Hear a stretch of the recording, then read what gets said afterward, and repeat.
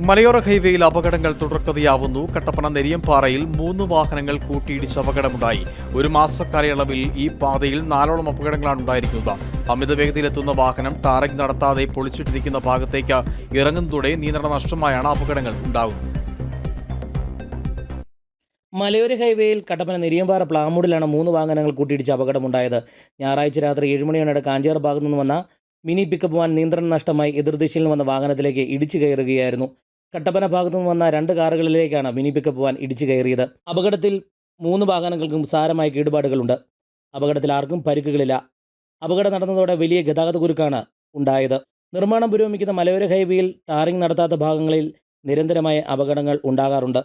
Tar ചെയ്ത ഭാഗത്തു നിന്നും അമിത വേഗത്തിലെത്തുന്ന വാഹനം ടാറിംഗ് നടത്താതെ പൊളിച്ചിട്ടിരിക്കുന്ന ഭാഗത്ത് ഇറങ്ങുന്നതോടെ പലപ്പോഴും നിയന്ത്രണം നഷ്ടമാകുന്നു. ഇതാണ് മിക്കപ്പോഴും അപകടത്തിന് കാരണമാകുന്നത്. സമാനമായ രീതിയിൽ കഴിഞ്ഞ ദിവസം രാത്രിയിൽ സ്കൂൾ കവലയിൽ KSRTC ബസ്സും കാറും കൂട്ടിയിടിച്ച് അപകടമുണ്ടായി. കൂടാതെ കഴിഞ്ഞ ദിവസം നെരിയമ്പാറയിൽ കാർ വീട്ടുമുറ്റത്തേക്ക് മറിഞ്ഞും അപകടമുണ്ടായി. ഇതോടെ ഈ പാതയിൽ ഒരു മാസക്കാലയളവിൽ 4ഓളം അപകടങ്ങളാണ് ഉണ്ടായിരിക്കുന്നത്. Idukki vision news, Kattappana.